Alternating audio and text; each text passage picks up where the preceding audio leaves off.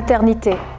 Le roman se déroule dans le Heim Hochland, qui est la première maternité nazie, aussi également la dernière, puisque ce sera la dernière à tomber entre les mains des Alliés.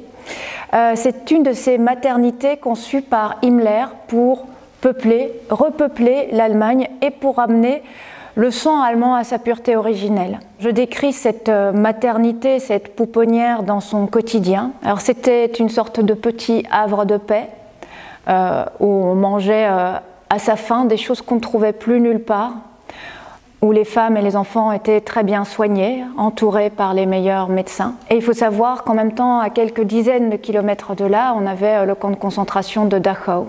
Ça se passe fin 1944, un moment où les lignes allemandes reculent, et petit à petit, l'organisation si bien réglée de ce Heim, de cette maternité, va se désorganiser.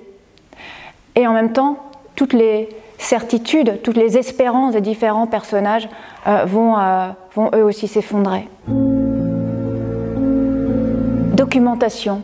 Le défi pour ce livre, ça a moins été d'intégrer toute la documentation existante, les témoignages, les livres de référence, les archives, principalement les archives d'Haroldsson, que de se dégager de la documentation et d'entrer dans le romanesque. Alors les faits racontés, les faits réels sont tellement bouleversants, tellement frappants, qu'il a fallu trouver un moyen d'entrer dans le romanesque qui soit à la hauteur de la réalité.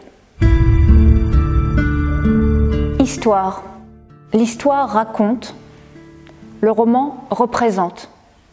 Le roman fait vivre, fait sentir, permet de faire vivre et sentir la réalité de ce qui se passe. L'historien, il reste toujours à l'extérieur de ce qu'il raconte. Le romancier, lui, va aller à l'intérieur de l'histoire, à l'intérieur des personnages, à l'intérieur des mots.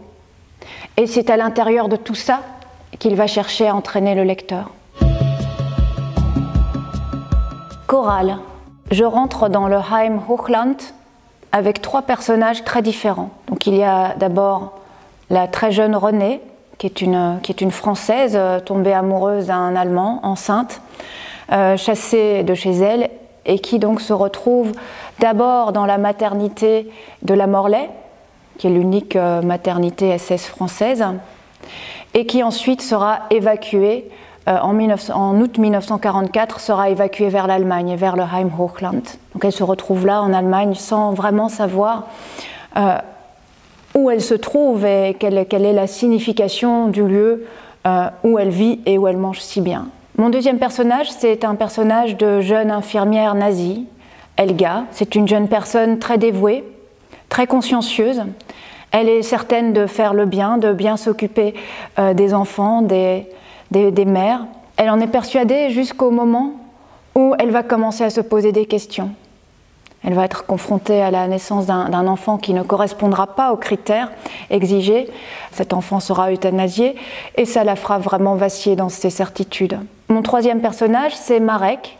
C'est un personnage de prisonnier politique polonais qui vient du KZ Dachau et qui a été détaché. Donc il fait partie d'une équipe de prisonniers qui entretient le domaine, évidemment à des horaires où les pensionnaires ne peuvent pas les apercevoir. On cachait vraiment tout ce qui était violent ou déplaisant à ces jeunes femmes. Donc ce sont trois points de vue très différents, mais qui permettent aussi de visiter cette maternité dans tous ses recoins. Humanité. J'ai voulu aborder cette Deuxième Guerre mondiale sous un angle différent, sous l'angle des femmes, et puis pas n'importe quelle femme, puisqu'il s'agissait de femmes du mauvais côté, qui étaient du mauvais côté, soit par choix, au moins partiellement, soit par circonstance. C'est quelque chose qui n'a pas été beaucoup exploité dans la fiction. Quel était le rôle des femmes dans cet empire nazi ? Alors évidemment, c'était des ventres, leur corps a été instrumentalisé, notamment dans ces maternités, mais quelquefois c'était quand même de leur plein gré. Au-delà de cette question des femmes dans la guerre, ce qui m'intéresse aussi, c'est l'humanité, notre humanité à tous et à toutes, notre humanité confrontée au mal, à une forme de mal absolu. Une des choses qui m'interroge, c'est le fait que cette espèce de mal absolu a été en fait perpétrée par des gens ordinaires, qui a priori n'étaient pas des monstres. Comment glisse-t-on dans le mal? Est-ce que nous-mêmes nous aurions glissé dans le mal, dans ce que nous considérons maintenant tous à l'unanimité comme le mal absolu?